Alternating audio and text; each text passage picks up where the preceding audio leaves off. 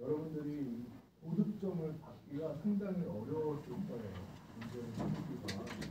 그게 의도한 바가 있어서 그런 거니까 그거는 신경 쓰지 말고, 그건 이 숫자 자체에 신경 쓰지 말고 나의 위치를 내가 이런 그림을 그려서 줄 테니까 여기서 나의 위치는 어느 정도 된다. 이거를 파악하는 게 중요하다. 이거만 신경을 써라. 숫자 20 하지 말라고. 28에. 알았어? 됐어? 다음 주 빨리 공유를 해 주겠습니다.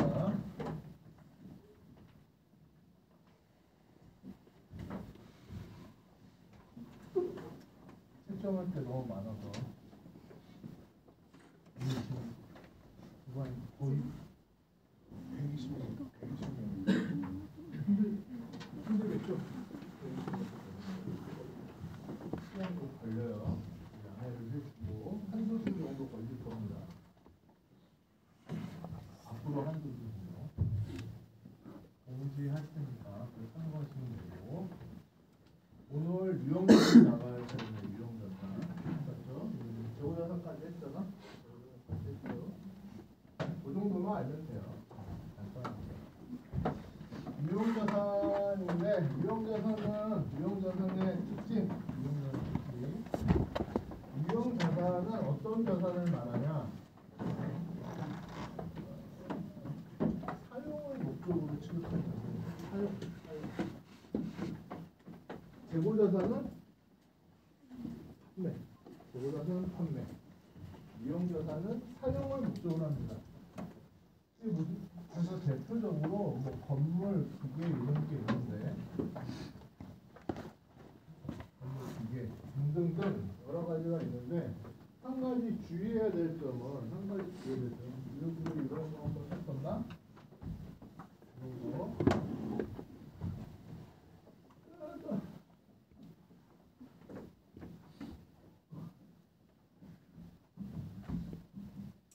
중고 매매, 그 다음에 부동산 투자,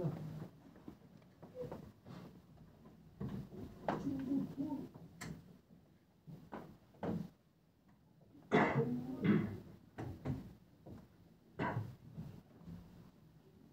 매매.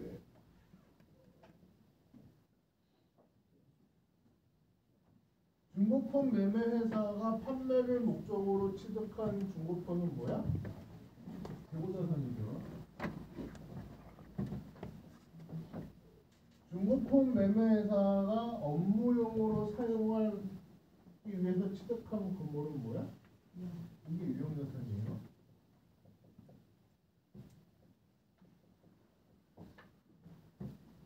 부동산 투자 회사가 영업사원한테 업무용으로 지급하는 중고폰은 취득했어. 업무용으로 영업사원들한테 주려고 중고폰을 산 거야. 부동산 개발회사가, 투자회사가. 그때 산 중고폰을 기품 같은 걸 주고. 부동산 투자회사가 판매용으로 건물을 취득한 것은 재고자산이다. 내가 무슨 얘기하고 있어요? 무슨 얘기하고 있어? 자산의 분류는 외형과는 관련이 없다. 자산의 분류는 외형과는 관련이 없다. 뭐하고 관련이 있다? 그 회사의 주된 영업 목적이 무엇이냐에 따라 생각이 있어요. 됐어? 뭐 하나 체크하고. 그래서 유형자산은 재고자산은 판매를 목적으로 취득하는 게 재고자산이란 말이에요. 판매. 그게 어떤 것이든 간에 상관없이 판매. 사용 목적으로 취득한 것을 우리는 유형자산이다라고 하는 거예요. 대부분 건물, 기계, 토지 뭐 이런 것들이 있어서 사례를 드는데 이 건물, 기계, 토지 이런 것들에 이거가 유형자산이다, 재고자산이다, 뭐다 이런 거를 결정하는 용어는 아니다 이거예요. 그렇죠? 이렇게 하고 이제 이런 그림을 자주 그린다라고 했었죠. 일단 유형자산 파트에서 어떤 내용을 다루고 있느냐를 전체 개요를 우리가 싹 한번 훑고 그 다음에 소재 본격적인 내용으로 들어갑니다. 일단 오늘은 전체 내용을 어떤 내용인지 개요를 파악하는 거야. 그랬을 때 유형자산이다. 자산이다. 그러면 이렇게 그림 하나 그려놓고 항상 제가 얘기하기를 이게 뭐예요? 어떤 자산과 관련돼서 회계적 사건을 인식해야 되는 시점, 포인트 뭐냐? 취득, 처분 또는 제거, 보유, 요 시점에서 생각한다. 보유라고 하는 것이 뭐 결산 기말 10월 30일에서 이렇게 생각하면 편할 수 있다.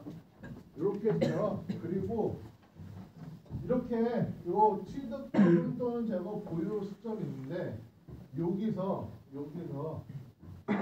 이 각각의 시점의 중요성이 자산별로, 고체별로 다르다라고 했어요. 그래서 재고자산 같은 경우에는 처분 또는 제거 또는 보유 시점이 중요하다 했어요. 왜냐하면 이때 매출원가를 계산하니까. 실질재고조사법은 보유액 결산 기말에 창고 가서 한번 계속 계산하는 게 실질재고조사법이고, 계속대로법은 매 매출이 발생할 때마다 매출원가를 계산하는 게 처분 또는 재고자산을 처분할 때죠. 그걸 처분할 때란 말이에요. 그럴 때 매출원가를 계산하는 게 계속대로법입니다. 요때나 요때가 중요하고 나머지 재고자산은 별다른 게 없다. 하면 된다. 쿠팡에서 이번 사업 공포선 끌어싸면 된다. 시도가 결정하고 그런 얘기를 했어요. 그런데 유형자산은 이게 제일 중요해요. 이게 제일 중요하고 그 다음이 보유죠. 여기가 별로 중요한 게 없어요. 취득 시점이 제일 중요해요. 취득 시점이 중요한 이유는 유형자산 같은 경우에는 시간이 오래 걸려요. 취득하는 거. 건물 내가 짓는다고 생각해봐. 건물 짓는다고 생각하면 몇 년씩 걸리잖아. 공장 세운다고 생각하고 공장 몇 년씩 걸려요. 만약에 미국에 현대자동차, 삼성전자 공장 세우잖아. 트럼프가 쪼개서 까가지고 그렇잖아요. 몇천억씩 투자하고 몇 조씩 투자하고 그러잖아. 그렇게 되면 근데 그거를 막 5년, 10년씩 투자한단 말이야. 공장 짓고 그렇게 한단 말이야.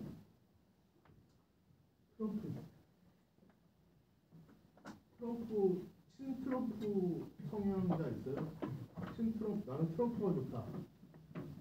괜찮아? 없어요? 좋아하는 사람도 있을 수 있다. 자제하려고. 이상한 애들 없고. 어쨌든 막 오래 장기간 걸렸어요. 시간이 오래 걸려. 그리고 취득할 때 주식 같은 거는 그냥 증권시장에서 그 가격 떠 있는 대로 사오면 되죠. 근데 공장, 건물, 기계, 땅 이런 거 할 때 우리가 부동산 사러 가 어디 가요? 일단 부동산을 찾아가. 부동산 중개업자를 찾아가죠. 땅 보고 한단 말이야. 그래서 내가 누굴 만나? 중개업자를 통해서 그 부동산의 실소유자를 만나서 1대1로 만나서 계약하죠. 공개된 시장이 없어요. 공개된 시장이 아니라 공개되어 있는 활성 시장 이런 게 아니라 공개, 활성 이런 거를 주식 시장 같은 그런 게 없고 거래를 할 때 1대1로 만나요. 1대1로 수요자하고 판매자 1대1로 만나요. 1대1로 만난다는 건 뭐냐면 이 모든 거래가 가격 형성이 협의에 의해서 결정된다는 협상에 의해서 결정된다. 시장 가격이 없어. 협상에 의해서 결정된다. 봐봐. 팔려는 사람은 난 10억에 팔 거야. 근데 어떤 사람은 9억에 줘. 막 협상을 할 거 아니야. 둘이 만나가지고 뭐 어쩌고 내가 자원사장이 어떻고 사실 서로 막 자기 주장을 해서 이 사람은 깎으려고 하고 이 사람은 높게 받으려고 하겠죠. 그냥 대충 중간쯤에서 결정될 거 아니야. 협상. 딱 시장에서 정해진 가격이 있으면 여러분들의 삼성전자 주식을 누구한테 가가지고 삼성전자 주식 어저께 10만 원 뚫었는데 나는 저 삼성전자 주식 내가 잘해줄 테니까 9만 원에 팔어. 할 수 있어요? 못 사요. 왜? 시장 가격이 안 되는 거라고. 근데 그건 다 1대1로 만나서 협상해서 결정돼. 시간도 오래 걸려. 시간도 오래 걸리고 가격이 협상에서 결정돼. 이러니까 취득 시점에 고려할 점들이 많아집니다. 취득 시점에 고려할 점이 많아져. 정형화된 게 없어. 모두가 everything 케바케야. 다 케바케야. 근데 케바케인데 찾아보니까 어떤 식으로 좀 정리를 할 수 있더라. 이렇게 한 겁니다. 그래서 유형자산의 경우에는 맨 처음에 취득 원가 결정이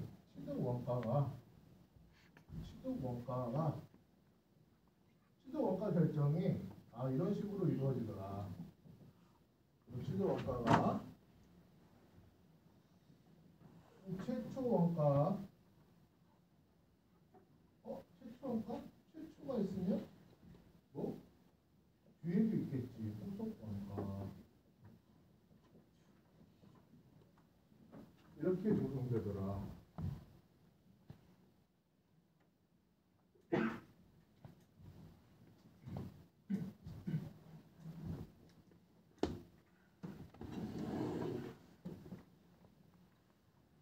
두 가지로 구성이 되고 취득 방법이 여러 개더라.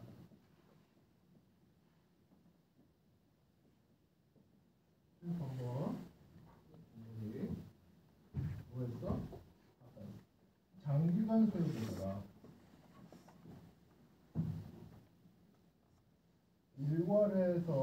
일괄로 구매하더라.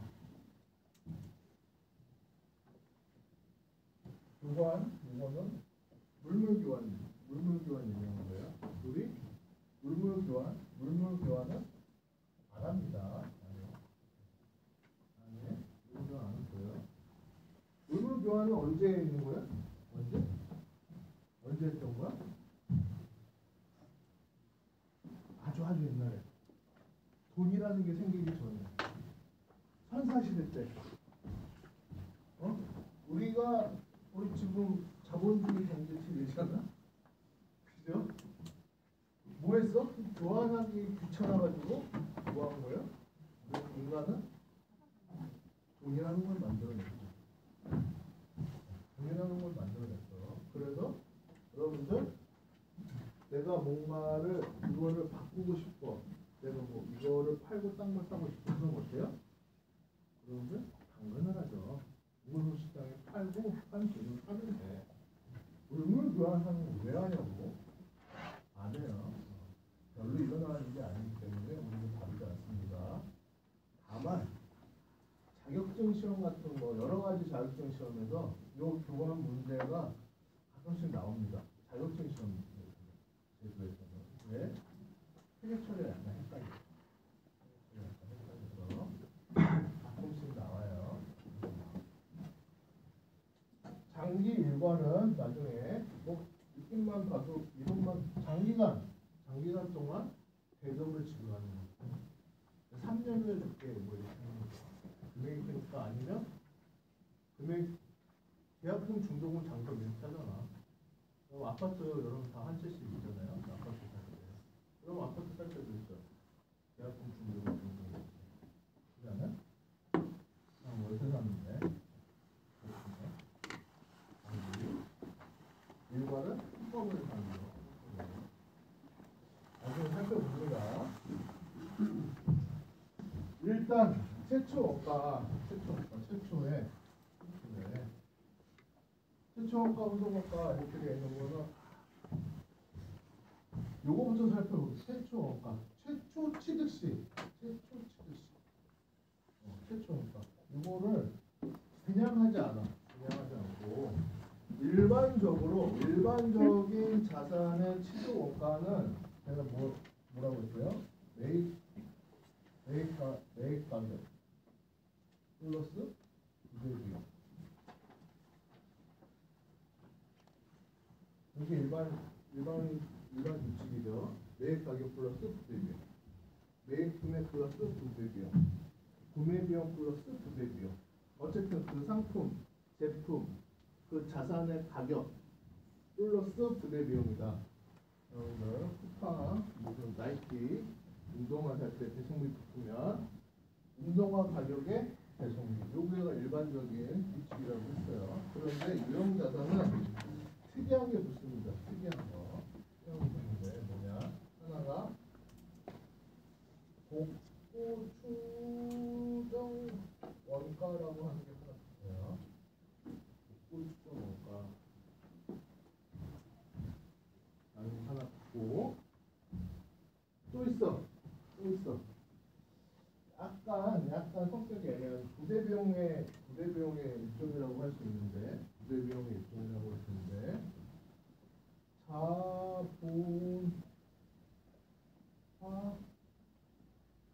차이 마크 이런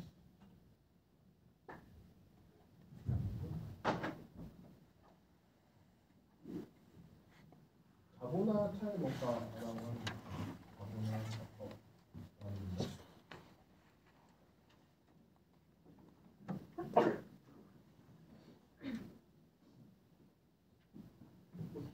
자본화 차이 원가 이런 게 있습니다. 이게 뭐냐?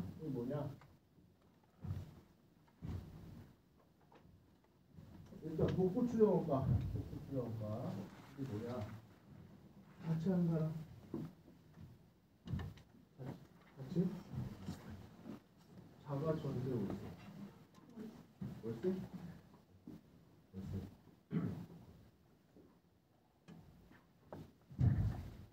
원룸? 이런 거 공동 주택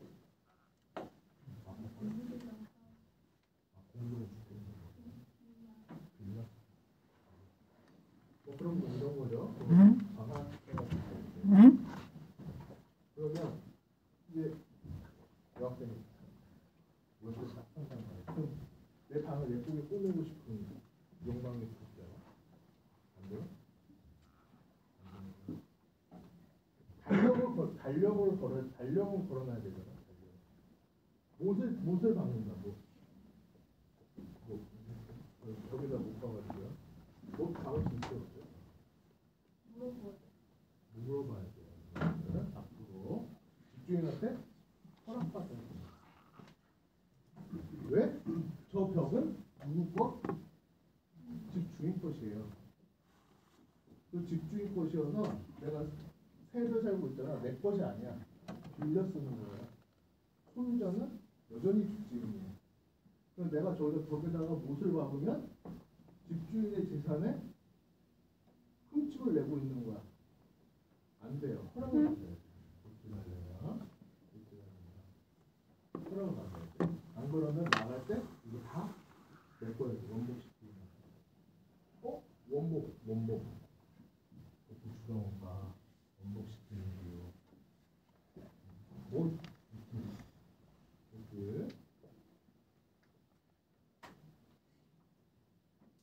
이렇게 다 등록할 거잖아.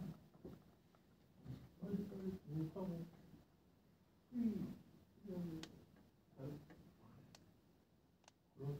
그런 꿈 없어요? 하루라도 빨리 집에서 나오죠. 누구인가?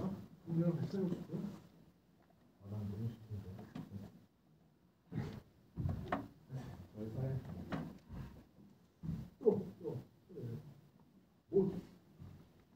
못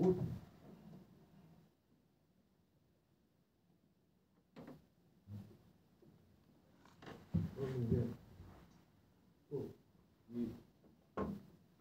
서울 생활 이 치열한 경쟁 속에서 살기 힘들죠. 막 취업도 하고 학점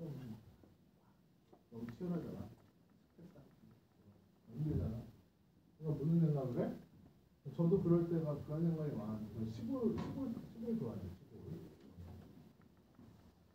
시골 가고 싶은데 그런데 아무튼 강릉이나 제주 이런 데 유명한 게 뭐예요? 커피가 유명해요.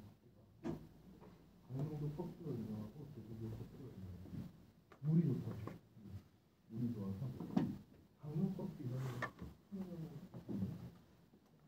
강릉 제주 이런 데가 커피가 유명해요. 테스타로사가 유명해요. 그래? 커피 관심 없나? 이런 데 가가지고 이제 해적하는데 예쁜 수풀이 육거든. 아니면 이제 제주 이런 데 가면 밭 인적국 그런데 이제 한가운데 카페 하나씩 딱 그래서 이 카페 일단 카페잖아. 이렇게 딱 보면 카페죠. 카페잖아. 카페 좀딱 빌려면 이게 좋잖아. 벌써 시원하네. 카페인데 여기 딱 이쁘니까 여기 이제 인테리어를 딱 하고 들어갔어요. 빌려놓고 인테리어가지고 인테리어를 딱 해서 핸드드립 그냥도 안 해. 커피 핸드드립 커피 한 잔 내리는데 5분씩 걸려요. 핸드드립 할 줄 알죠? 딱 알바였으니까 핸드드립 할 줄 알죠? 또래는 나가지 말라고 그래서 그런 거 대학생 때 그런 알바 안 하네. 여튼 이건 좋죠. 커피랑 딱 먹으면 가끔 손님이 찾아와서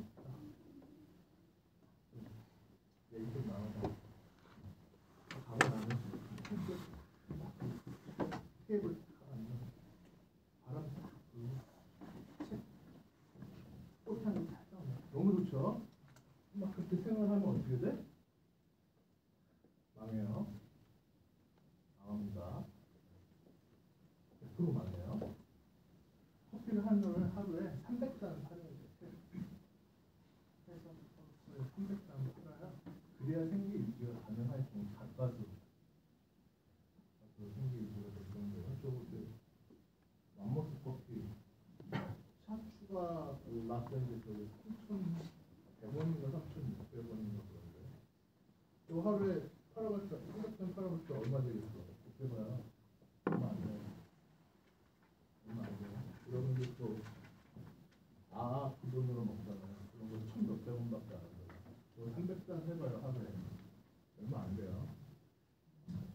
망해요. 그래서 이렇게 하면 망하면 어떻게 해야 돼? 이걸 빼야 되죠. 카페 빼야지 어떻게 해야 돼? 인테리어 했던 거 다 뜯어가요. 뜯어요.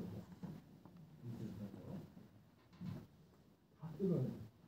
이 집 부동산 주인한테는 어떻게 줘야 돼? 깔끔하게 그냥 정말 그렇게 다시 돌려줘야 돼요. 네? 인테리어 다른 사람이 들어오면 이것도 철거 비용이잖아. 방해된다고. 내가 빌려준 건 이 깔끔한 집 한 채인데. 그래서 그 인테리어 철거비 같은 거. 뭐 카페 인테리어 이런 거 다 모아야 되는 거 원복해야 되는 이런 거를 복고 추정 원가라고 합니다. 복고 추정 원가. 원래는 저렇게 더 많이 계획되는 거는 환경과 관련된 거예요. 환경 정화 시설. 지방에 공장 많잖아요. 공장이 막 있는데 공장들을 세우면 반드시 환경 오염 물질을 배출할 수밖에 없어요. 공장을 그럼 연기가 더 나오고 아니면 오폐수로 물을 쓰잖아. 오폐수 나오고 기름 쓰잖아. 기름도 같은 거 있고 윤활유, 기름, 내가 공장에서 기름을 쓰면 그 기계가 잘 돌아가도록 뭘 해야 돼? 그리스를 칠해야 돼. 기름칠을 해야지 기계가 잘 돌아갈 거 아니야. 뜨거운 물. 그거가 계속 그대로 한 번 칠하면 그냥 그대로 있어. 새어돼 땅에 흘러 들어가. 땅이 오염되죠. 오염되고 그러면 이거를 다시 원래대로 복구시키는 그런 비용들. 그런 것들을 주로 얘기하는데 여러분들이 일단 못지나 빡게 인테리어 이 정도. 근데 요게 미래에 발생하죠. 미래. 지금 현재 발생한 돈은 아니잖아. 그래서 현재 기준으로 추정을 한다 그러는 거야. 복구할 비용을 현재 기준으로 추정한다. 그렇게 한 비용, 그걸 원가로 해서 복구 추정 원가라고 하는데 요것은 우리가 개념만 살펴봅니다. 실제로 계산하고 이런 건 하지 않아요.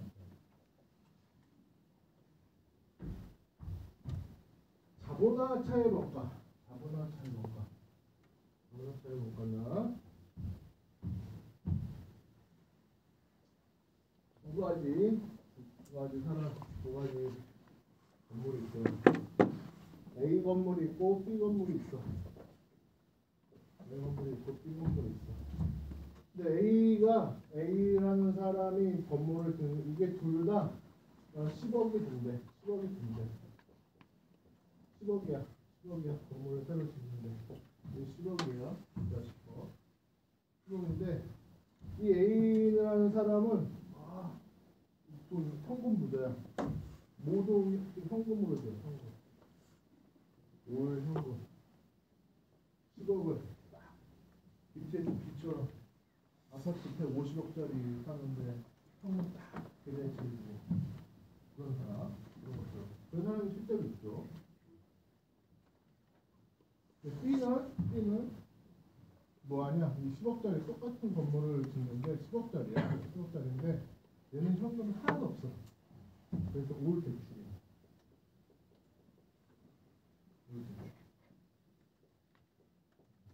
두 개를 비치었다.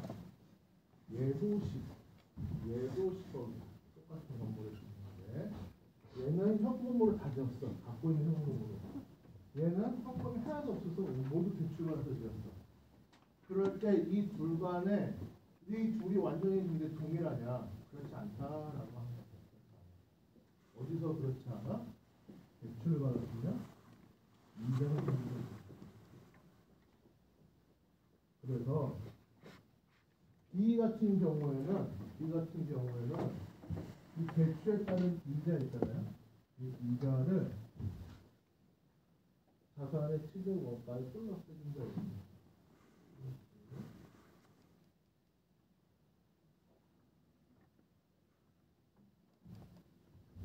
그래서 여기서 차입 원가 있잖아요. 차입에 따른 비용, 차입 원가, 요게 이자 비용이에요. 자본화한다는 건 일단 자산으로 처리한다. 일단 자산으로 처리한다. 무슨 얘기냐? 여러분들 봐요.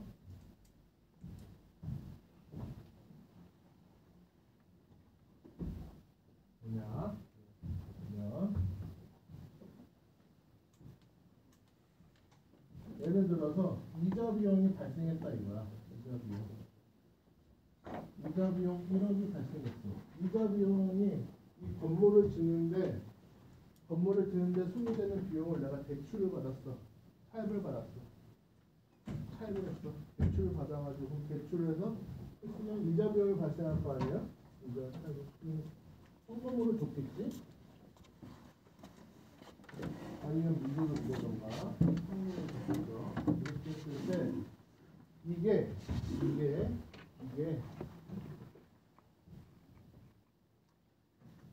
취득 완료 시점 같은.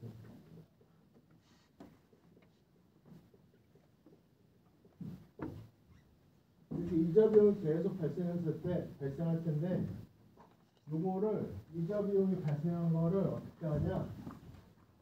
이거 하나 추가해 주는 거야. 이런 게 있을 때마다 뭘 하냐면 이자 비용 수요 건물 이렇게 주는 거예요. 그럼 뭐예요? 이렇게 하면 재무상태표 한번 살펴볼게요. 재무상태표에서 이 재무상태표야. 재무상태표인데 지금 여기까지만 생각해보면 여기까지만 생각해보면 이 재무상태표면 지금 이게 손익되는 거죠. 손익되는 거에서 이 수익 비용자가 수익 비용 구조잖아요. 이런 구조잖아. 그렇죠? 이런 구조에서 저렇게 여기까지라고 하면 여기가 이자 비용 1억이 있는 거죠. 이렇게 되어 있는 거죠. 이렇게. 근데 저 파란색 회계처리를 하면 어떻게 돼? 파란색 회계처리는 어떻게 돼? 건물 1억이 플러스 되고 올라가고 이게 없어지고 비용이 줄고 자산이 오르고 이게 이자 자본화 차이입니다. 이 건물 1억이 이렇게 하면 비용이 줄고 자산의 치고 커져. 그러면 자산이 커지잖아. 커지는 것만큼 자본도 증가하겠죠. 자본도 이만큼 증가하잖아. 이 부분 커지는 거를 자본화됐다라고 말을 해요. 결과 궁극적으로는 자본을 증가시키기 때문에. 그래서 내가 일단 자산으로 처리를 해볼게요. 일단 자산으로 처리하면 이 효과가 자본의 증가로 결국은 가요.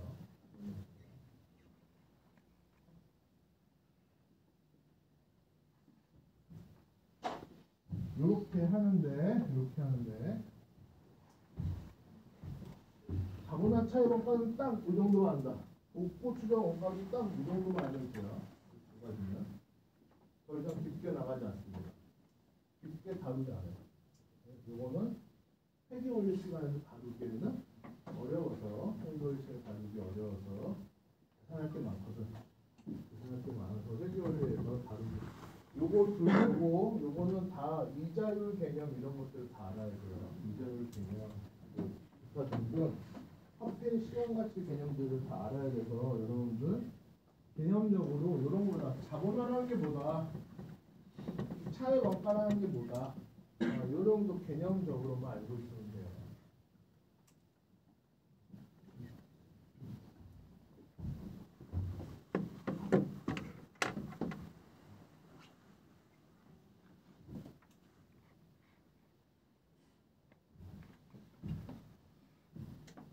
그러면 자본화 생각을 했고 복도 추정원가 했고 그럼 결국엔 또 이거네.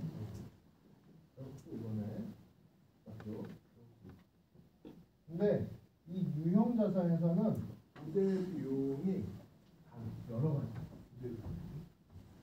예를 들어서 건물을 빌딩을 짓는다고 생각해봐. 그럼 뭐가 있겠어?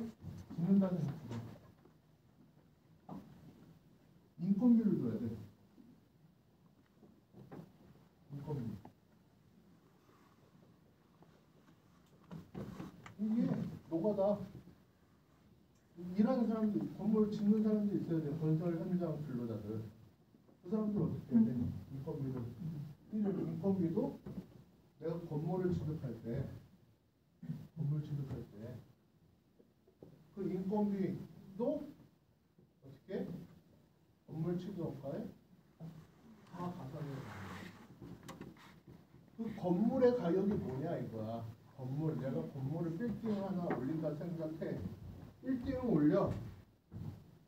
올리는데 아무것도 없는 땅에 빌딩을 한층 위로 올린다고 생각을 해봐요. 그럼 이 빌딩의 가격이 뭐냐 이거야. 뭘로 해? 여기 들어간 그런 빌딩이라는 가격은 뭘로 구성되어 있어? 자재비만 들어가? 이게 아니다 이거야. 콘크리트 자재비랑 콘크리트, 뭐 돌, 나무, 목재 이런 비용만 들어가냐고. 실제 이거 아니라 이거야. 그게 아니고 이거를 짓기 위해서 사람들이 움직였잖아. 사람들이. 용건비도 들어가고 이 자재비도 있어야 되고 당연히 자재비도 있어야 되고 당 있어야죠. 또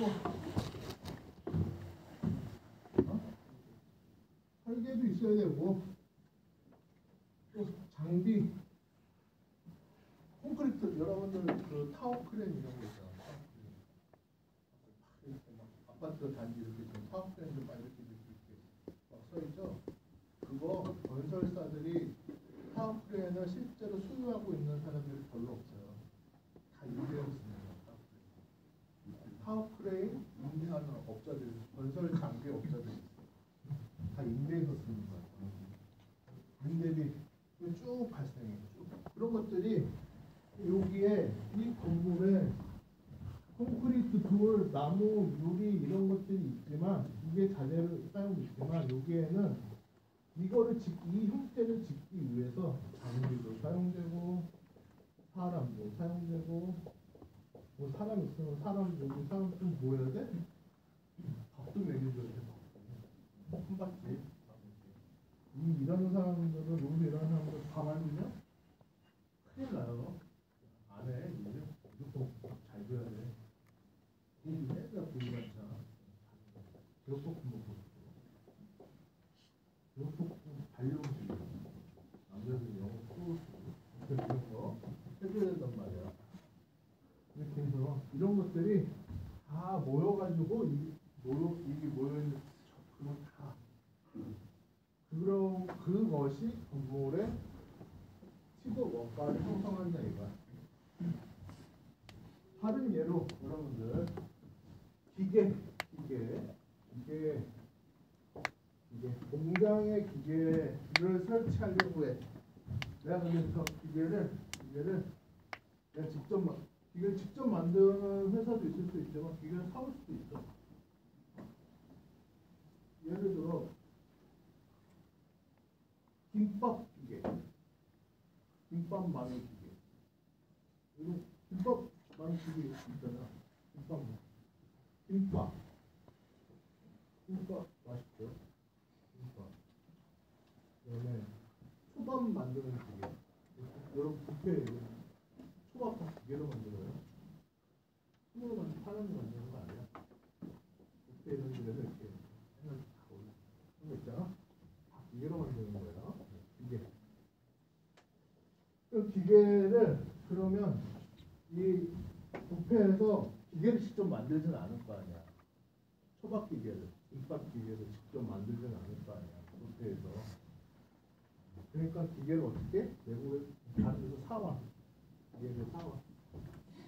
근데 이 기계가 하필 외국에 있네. 미국에 있어요. 미국에 있어. 사와야 돼. 어떻게 사와요? 기계가 이렇게 돼 있어. 세 개로 이렇게 미국엔 이렇게 있는 거 미국에 이렇게 있어요. 내가 이제 사오려고 해. 한국으로 와. 한국으로 와요. 사오려고 해. 어떻게? 기계를 쪼개. 부품으로 쪼개. 통으로 0컵. 몇 톤씩 하니까 또 무겁고 너무 부피도 크고 그러니까 어떻게 쪼개 부품으로 쪼갠 다음에 어떻게 해? 여기 이제 배를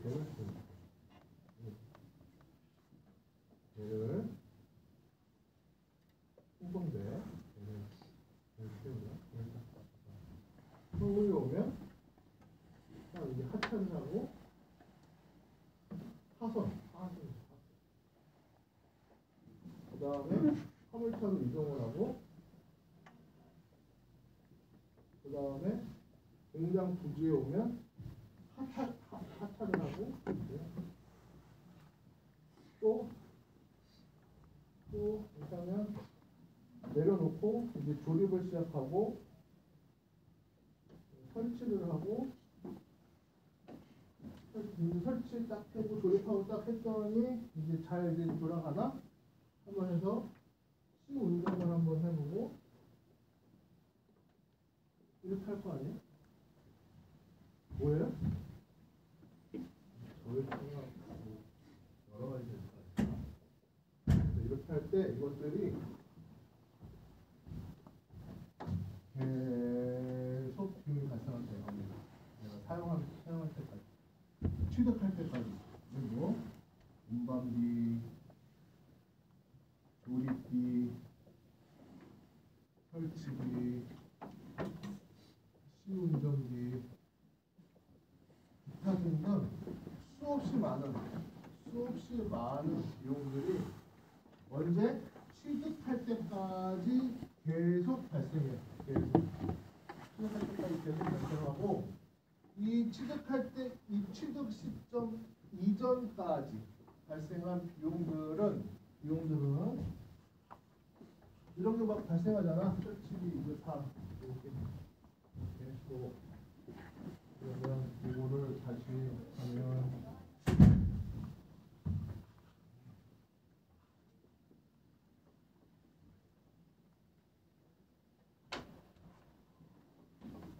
우리가 뭐라고 했었어요? 예를 들면 설치비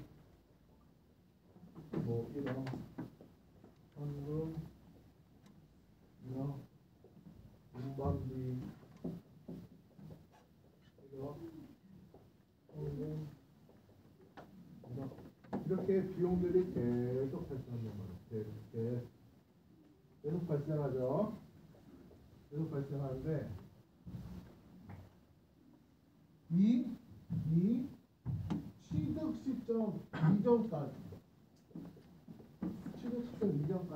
이렇게 발생했던 비용들은 아까 어떻게 한다? 다 취득원가를 돌려줘. 어떻게 한다? 건물 이거 이게 이런 설치비 이런 운반비 비용으로 우리 생각하자. 운반비 1억 취소하고 이게 1억 이렇게 한다는 거야. 각 기계의 취소원가로 돌려준다는 거야. 그럼 기계 취소원가 기계 자산이 증가할 거 아니야? 비용 취소하고.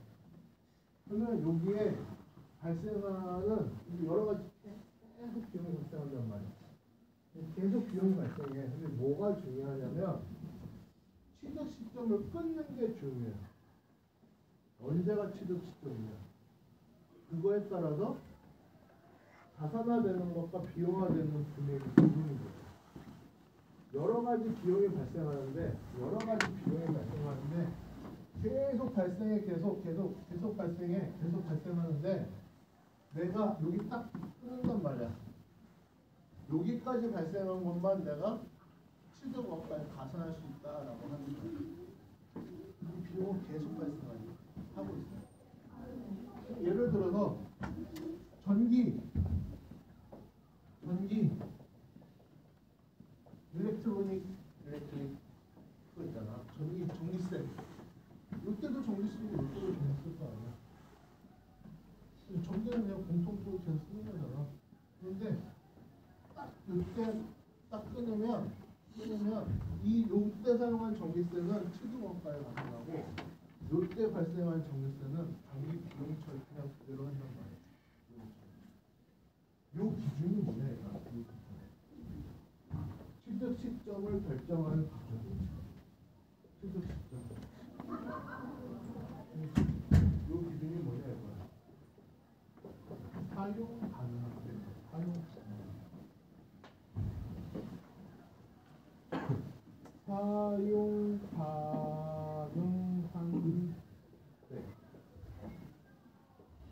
왜?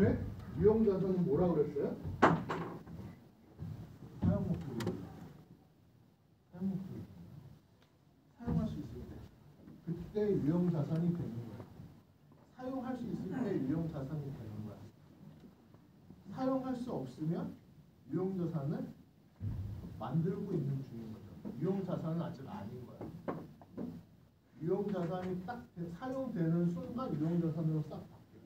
우리가 분류를 그렇게 바꿔서 한다 이겁니다.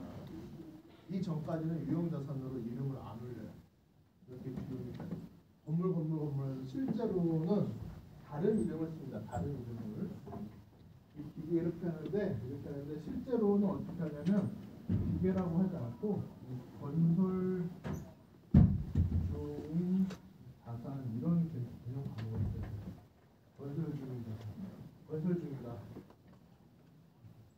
건설 중이다 이런 개념 방법을 쓰고 유형 자산은 아직 아닌 거야. 이런 식으로 해요. 사용 가능할 때 그때까지는 건설이 완료돼서 내가 인테리어 건물을 지었어. 인테리어 공사 끝나고 전기 꽂고 의자 테이블 다 갖다 놓고 책상 갖다 놓고 뭐 다 해야 그래야지 그 사무실로 쓸 수 있을 거 아니야. 그렇게 해서 내가 딱 직원들 출근을 시켜. 그때가 사용 가능한 때가 돼. 그래서 그때까지 발생한 모든 비용을 저 건물 지으면 필상비자 전기 수도는 기본적으로 들어가야 될 거 아니에요. 그냥 건물만 지었다고 사용 가능한 때가 아닙니다. 건물만 지었다고. 그래서 사용 가능한 때까지 발생한 모든 비용을 취득 원가에 가상한다. 이게 부대 비용이에요. 유형자산이에요. 이런 거 다 시공비 조립비 설치비 기타 앞에 들어가는 비용들 부대 비용이잖아. 기계를 생각해봐. 기계의 매입 가격이 있고 기계 가격이 있을 거고 그 기계를 실제로 내가 운영하기 위해서 운반비, 뭐 조립비, 설치비 이런 것들이 추가로 드는 거 아니야? 이게 다 부대 비용. 부대 비용의 종류가 많다 이런 거.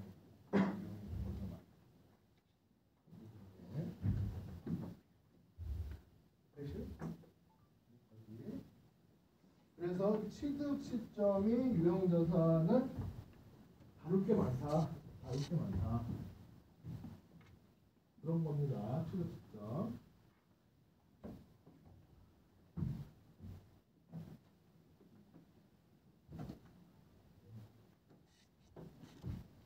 후속 원가. 그러면 이거는 취득했어. 사용 가능한 때야. 사용. 이 시점이 사용 시점이란 말이야. 사용. 됐어. 취득이 완료됐어. 근데 그 이후에는 발생한 그 유형자산 건물 또는 기계에 관련된 이런 유형자산과 관련된 비용들이 발생하더라도 그 유형자산의 장부가액에 플러스 하는 게 아니라 그냥 단기 비용 처리한다 이렇게 하는 거죠. 그런데 어떤 특별한 것은 올려주는 게 있어요. 취득 시점 이후지만 사용 가능한 때 이후지만 플러스 해준다. 그래서 물어볼까요? 플러스 해준다. 어떤 경우냐?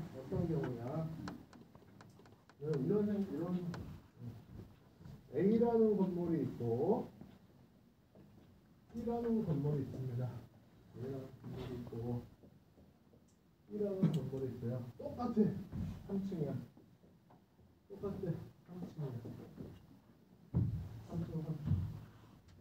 그런데 요 A라는 건물의 3층에서 2층에 세입자 했던 월세를 500을 받아요.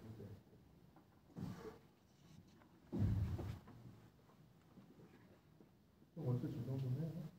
조금만 월세 몇 백씩 해. 근데 B 같은 경우에는 여기가 월세가 1000이야. 1000만 원이야. 그냥 A 건물의 건물주가 화가 나는 거죠. 예. 뭐가 치잖아? 훔치잖아. 그러니까 니한테 가. 아, 너 어떻게 이렇게 2층에 월세를 많이 받냐? 나도 많이 받아. 그렇잖아? 나 500밖에 못 받는데 얘는 1000 받으니까 2층에. 야, 너 어떻게 해서 1000 받냐? 나도 1000 받고 있어. 나 500밖에 못 받고 있어. 그랬더니 B가 하는 말이 뭐예요? 야, 너네는 엘베가 없잖아. 난 엘베가 있어. 엘베가 있다, 이거야. 이게 무슨 소리야? 생각해봐요. 저 같은 사람 생각해봐요. 저 같은 사람은 이 2층에 맛집 있어도 갈까요, 안 갈까요? 안 가죠. 계단을 싫어합니다. 안 가. 아무리 맛있는 맛집 있어도 안 갑니다. 그냥 엘베 있는 데 가요. 절대로 계단을 타지 않습니다. 지하철도 무조건 에드커링대로 에드커링 엘베 있는 수가 하고 항상 그러거든요. 똥땡이들은 다 이런단 말이야. 똥땡이들은 2층 올라가고 지하 내려오고 이런 거 싫어해요. 다녔으니까. 몸 움직이는 거 싫어하잖아요. 무슨 소리야? 접근 가능성이 떨어져요. 엘베가 없는데. 접근 가능성이 떨어지고 여기는 접근 가능성이 1층과 별 차이가 없어요. 왜? 엘베가 있으니까. 에스컬이 있으니까. 그러니까 당연히 손님들이 여기는 손님이 적게 온다 이거야. 손님이 여보 여기 손님이 많아. 그러니까 여기 월세를 이만큼 받을 수 있어 없어? 못 받아요. 못 받아. 그러니까 A가 그 얘기를 듣고 뭐 어떻게 엘베를 추가로 설치합니다. 엘베를 추가로 설치해. 추가로 설치하면 이거 가는 거죠. 2층 세입자한테 야 내가 엘베 설치해주지 않냐. 똑같다. 그럼 이렇게 받아. 얘는 이 똑같은데 얘는 1000 받는다. 너도 이게 엘베 내가 설치했으니까 500 더 내놔라. 나도 1000 받아야 되겠다. 이렇게 할 수 있는 거죠.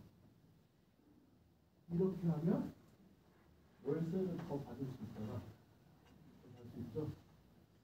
이 건물의 가격이 가치가 근본적으로 상승돼요. 이 건물, 이 유형자산의 가치를 근본적으로 상승시키는 이런 것들은 후속 원가로 여기 이거를 통으로 생각하는 거야.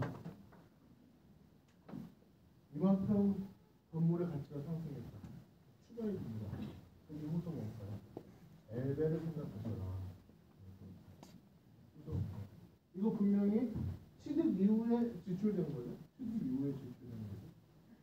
맞잖아요. 내가 건물을 갖고 있었는데 가진 시점과 취득한 시점과 엘베 취득한 시점이 다르잖아. 나중에 취득한 거잖아. 이 이후인데도 요거는 요 건물의 취득가에 떨어뜨립니다. 건물의 장부가에 떨어뜨립니다. 이게 다른 거 하나. 봐봐요.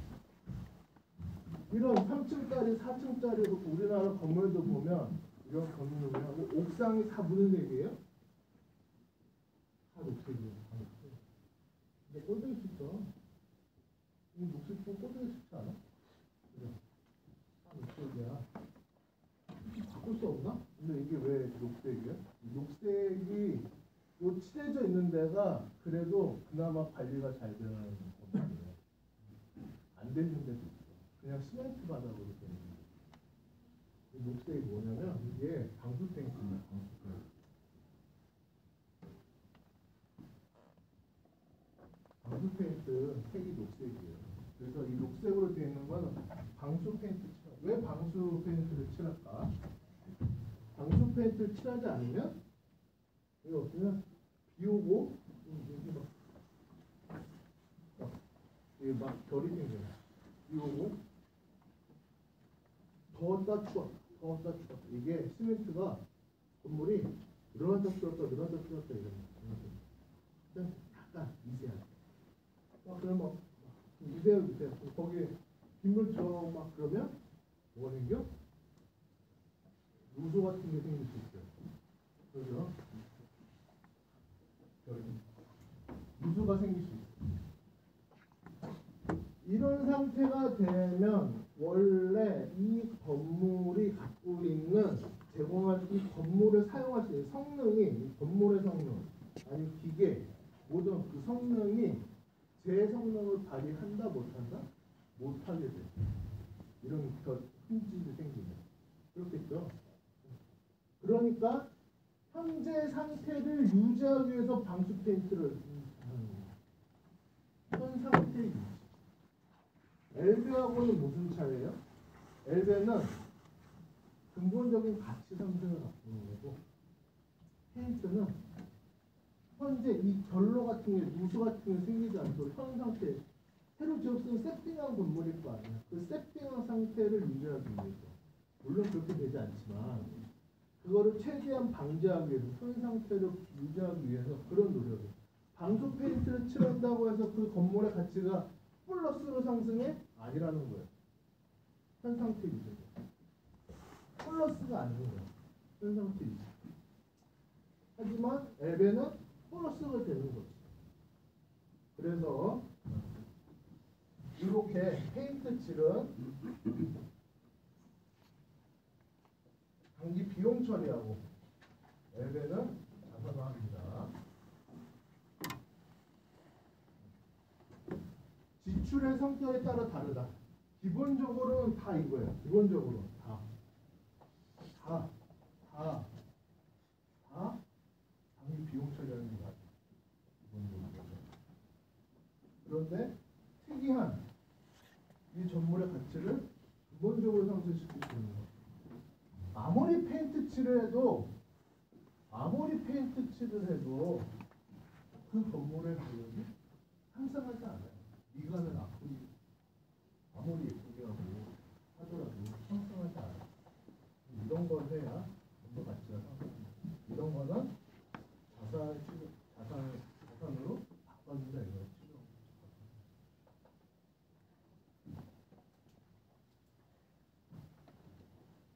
대부분 끝났고 이게 뭐 장기 뭐 나중에 할게요.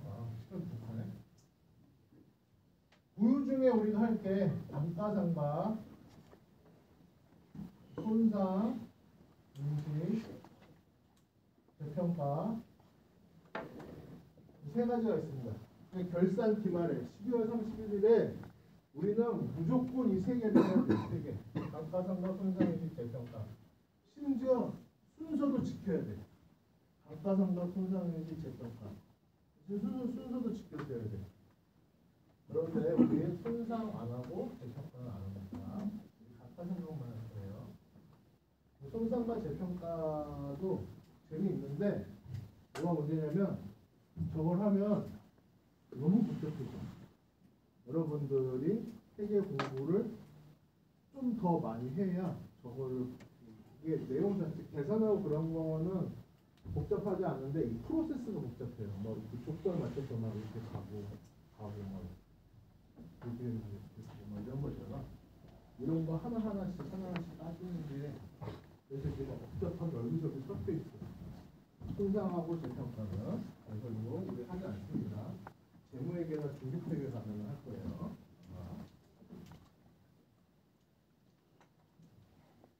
오늘 이 정도?